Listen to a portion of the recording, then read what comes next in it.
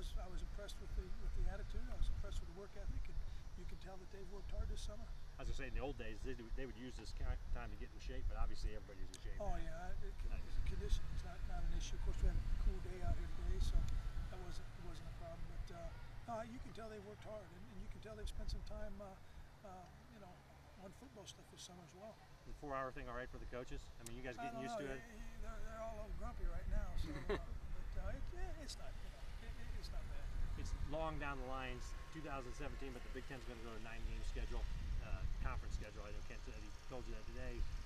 What are coaches? He didn't tell me that today. Coach Guthrie told me that about 6 months ago. You knew it was coming. Okay. So when coaches that probably have a different opinion of that than maybe other people? No, I don't think it's funny because in the Big Ten meetings up there, they were saying, hey, we gotta talk to our people about not playing 9 games. I said, guys, it's already done. It's a done deal. So, I'm sure it's made by for finances. Sure. Teams are getting tired or don't want to pay the big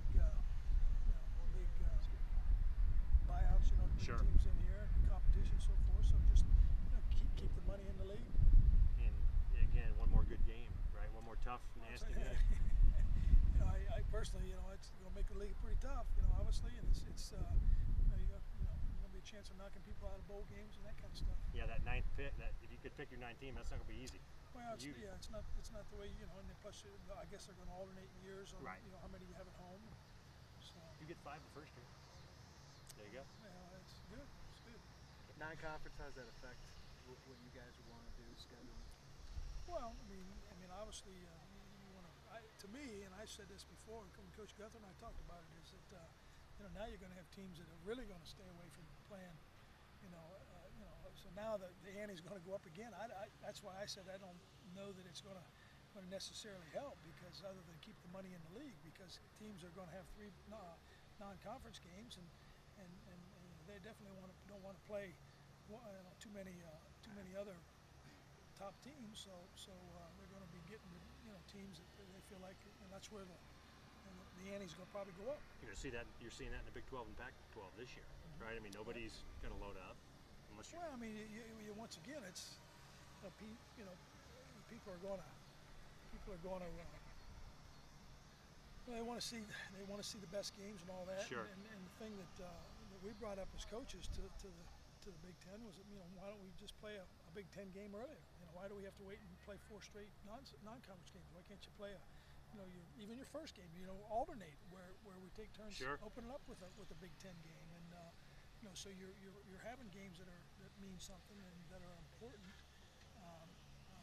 If that's what the fans are complaining about, then you can kind of sprinkle in the games. Open to the Big Ten game, maybe. Yeah. They used to do that. Second game, yeah. And I mean, everybody else does it. They didn't really listen to coaches. Is that kind of the bottom line on that whole thing? Well, I think by the time the coaches said that, once again, I think it was already You're done. done. Deal anyway. You're down the road. Yeah. By no means are we trying to stir anything up, but can you just talk about Trulon and kind of your plans for him position-wise? Is there anything set for that? Or? Well, it's like I just told you. I don't know how it got changed that he's a linebacker. I mean, if you guys watched the bowl game, Terry Hawthorne was playing the same position. Y'all didn't pick up on that. I mean, it's a nickelback. It's you want to get the best players on the field. And right now, he's a guy we want to get on the field. And and if he plays that position, then it brings another defensive back on the field. But we're not changing defenses. We're not changing. I mean, the Sam linebacker is a nickelback. I mean, he's not a linebacker where he plays over the tight end or anything like that. Go ahead. Just talk about Nathan and kind of what you're hoping to see from him this year as far as improvements and what you like from him. I think you're going to see the same. You're going to see him continue to improve. I mean, the leadership I think you saw out here today was really impressive, and he threw the ball well, and he was pushing his teammates, and he's one of them guys that's just going to try to do everything he can do to help his football team.